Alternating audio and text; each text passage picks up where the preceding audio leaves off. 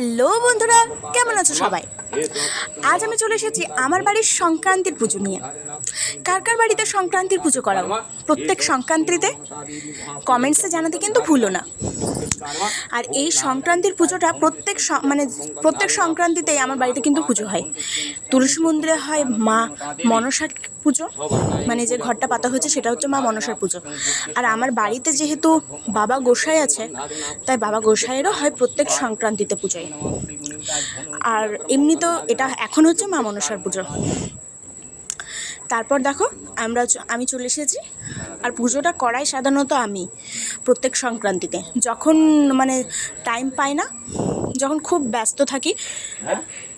আগে যখন স্কুল থাকতো তখন যদি সংক্রান্তির দিন পড়তো তখন আমি আসতে পারতাম না, করাতে পারতাম না, তখন অন্য কেউ করাতে পারে।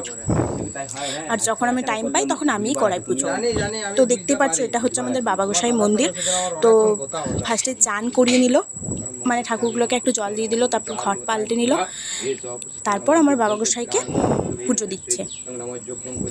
আমি কিন্তু আমার বাবা গোসাইকে খুব মানি, কারণ আমার বাবা গোসাই কিন্তু মন থেকে ডাকলে কিন্তু সাড়া দেয়। তো মন্দিরটা হচ্ছে অনেকই পুরনো, আমার জন্মও হয়নি তখন, আমার বাবা ছোট ছিল তখনকার মন্দির আমাদের বাড়িতেই আছে।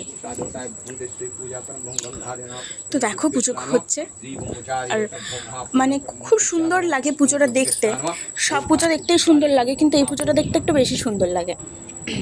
তারপর এটা হচ্ছে আজকের ভিডিও, কালকে সংক্রান্তি ছিল আর এটা হচ্ছে আজকের ভিডিও। আজকে ছিলাম আমি বিডিও অফিসে একটা প্রোগ্রাম ছিল,